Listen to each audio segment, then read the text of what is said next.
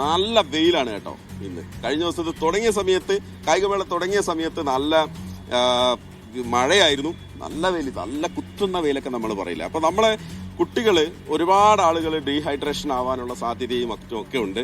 അപ്പോൾ കഴിഞ്ഞ കുറെ ദിവസങ്ങളായി ഞങ്ങൾ കാണുകയാണ് ഇവിടുത്തെ മെഡിക്കൽ സംഘം വളരെ ക്രിയാത്മകമായി പ്രവർത്തിക്കുകയാണ്. അവർ എല്ലാ ഒരുക്കങ്ങളും കുട്ടികൾക്ക് വേണ്ടി നടത്തിയിട്ടുണ്ട്. അപ്പം ഇതാണ് മെഡിക്കൽ സംഘം എന്ന് പറയുന്നത്.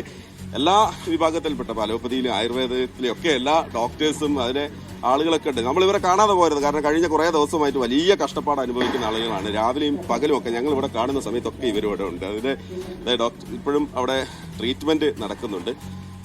ശ്രീ ബിജു തോമസ് ഇതിന്റെ കൺവീനറാണ്, ഒരുപാട് തവണയായി കൺവീനറായിട്ട്. അപ്പൊ ഞാൻ ഇവിടെ വന്നപ്പോൾ ചോദിക്കായിരുന്നു, ഇത്തവണ കുട്ടികൾക്ക് പരിക്ക് എങ്ങനെയാണ്, സാധാരണഗതിയിൽ അതിനൊരു കണക്ക് എങ്ങനെയാണെന്ന് ചോദിച്ചപ്പോൾ ഇത്തവണ നമ്മളെ കുട്ടികൾക്ക് പരിക്ക് കുറവാണ്, മറ്റു പ്രശ്നങ്ങളൊന്നും ഇല്ലാന്ന് പറയുന്നത്. അതെ, ഏതാണ്ട് 25,000-ഓളം കുട്ടികൾ പങ്കെടുക്കുന്ന ഈ മേളയിൽ ഇന്നിപ്പോ രാവിലത്തെ ക്രോസ് കൺട്രി മത്സരം കഴിഞ്ഞത് ഉൾപ്പെടെ നമ്മൾ കണക്ക് കൂട്ടുകയാണെങ്കിൽ 2,417 കുട്ടികളാണ് ഇതുവരെ ഇവിടെ ചികിത്സ നേടി വന്നത്. അതിനകത്ത് ഏകദേശം ഒരു 39ഓളം കുട്ടികൾ മാത്രമേ ഇത്തിരി സിവിയർ ഇഞ്ചുറി ആയിട്ടുള്ളൂ. അതായത് സ്പൈക്സ് തട്ടി കീറലുണ്ടാവുക, 2 കുട്ടികളുടെ കൈ ഒടിഞ്ഞിട്ടുണ്ട്, 1 കുട്ടിയുടെ ഷോൾഡർ തെറ്റിയിട്ടുണ്ട്. ഇതിവിടെ മാത്രമല്ല 12 വേദികളിലുമായിട്ടുള്ള ഒരു കണക്കാണ്. ഇങ്ങനെയൊക്കെ കണക്ക് പറയുമ്പോൾ ചിലപ്പോൾ നമ്മൾ പ്രേക്ഷകർ പേടിക്കും. പക്ഷെ ഞാൻ ചോദിക്കുന്നത് കഴിഞ്ഞ തവണ വെച്ച് നോക്കുമ്പോൾ വളരെ കുറവാണ്. എറണാകുളത്തൊക്കെ ഇതിന്റെ മെയിൻ ഇത് കാരണം എന്ന് പറയുന്നത് ഇപ്രാവശ്യത്തെ ഈ മഴയുടെ ഗുണമാണ്. പല മത്സരങ്ങളും മിനിഞ്ഞാന്ന് വരെ മഴയത്താണ് നടന്നത്. അതുകൊണ്ട് ഡീഹൈഡ്രേഷന്റെ പ്രശ്നങ്ങളൊന്നും ഉണ്ടായിട്ടില്ല. കുട്ടികൾ കുറെ കൂടെയൊക്കെ മെച്ചപ്പെട്ട് വരുന്നു. നേരത്തെ എനിക്ക് തോന്നുന്നു പഴയ കോവിഡിന്റെയൊക്കെ ബാക്കിയായിരിക്കണം കഴിഞ്ഞ വർഷങ്ങൾ വരെ ഉള്ള പ്രശ്നങ്ങൾ. ഇപ്പോൾ കുറെ കൂടെ അവർ ആരോഗ്യപരമായിട്ട് വളരെ മെച്ചപ്പെട്ട് വരുന്നുണ്ട്. ഞങ്ങളെ സംബന്ധിച്ച് പറയുകയാണെങ്കിൽ 250ഓളം ഡോക്ടർമാർ ഈ 12 വേദിയിലും സുസജ്ജമാണ്. ഒരു 300ഓളം നേഴ്സസ്, പിന്നെ ഒരു 60ഓളം ഹെൽത്ത് ഇൻസ്പെക്ടർമാർ, ഒരു 70ഓളം ഫിസിയോതെറാപ്പിസ്റ്റുകളുണ്ട്. ഇവരുടെയൊക്കെ ഒരു പിന്നെ ആംബുലൻസ് ഡ്രൈവർമാരുണ്ട്.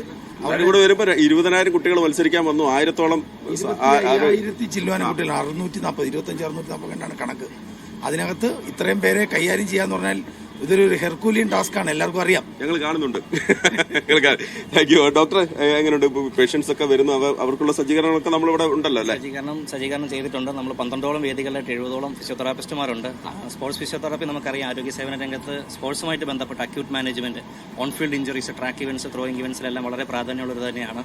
നമുക്കിപ്പോൾ ഇവിടെ നടന്നുകൊണ്ടിരിക്കുന്നത് എന്ന് വെച്ചാൽ ഒരു മോനിപ്പോൾ മസിൽ സ്ട്രെയിൻ ആയിട്ട് വന്നിരിക്കുകയാണ്. ക്വാഡ്രിസെപ്സിന്റെ മസിൽ സ്ട്രെയിൻ ആയിട്ട് വന്നിട്ട് അതിനെ അക്യൂട്ടായിട്ട് നമ്മൾ മാനേജ് ചെയ്തുകൊണ്ടിരിക്കുകയാണ്. അപ്പോൾ അവനെ ഇപ്പോൾ ട്രാക്കിൽ ഓടിയപ്പോൾ പെട്ടെന്ന് വന്നതാണ്. അപ്പോൾ സ്പോർട്സ് ഫിസിയോതെറാപ്പി എന്ന് പറയുന്നത് ഒരുപാട് കാലം തൊട്ട് തന്നെ വളരെ പ്രാധാന്യമേറിയ അർഹിക്കുന്ന ഒരു ട്രീറ്റ്മെന്റ് തന്നെയാണ്. അപ്പോൾ അതിൽ ഒരുപാട് രോഗികൾ വളരെ സന്തുഷ്ടരായിട്ട് തന്നെയാണ് മടങ്ങിപ്പോകുന്നതും.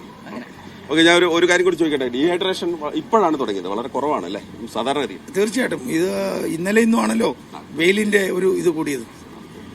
പിന്നെ എന്താ പറയുക, കഴിഞ്ഞ 4 വർഷമായിട്ടൊരു മെഡിക്കൽ കമ്മിറ്റി കൺവീനർ എന്ന നിലയിൽ വളരെ സന്തോഷമുള്ള ഒരു അനുഭവമാണ് ഇപ്രാവശ്യത്തത്.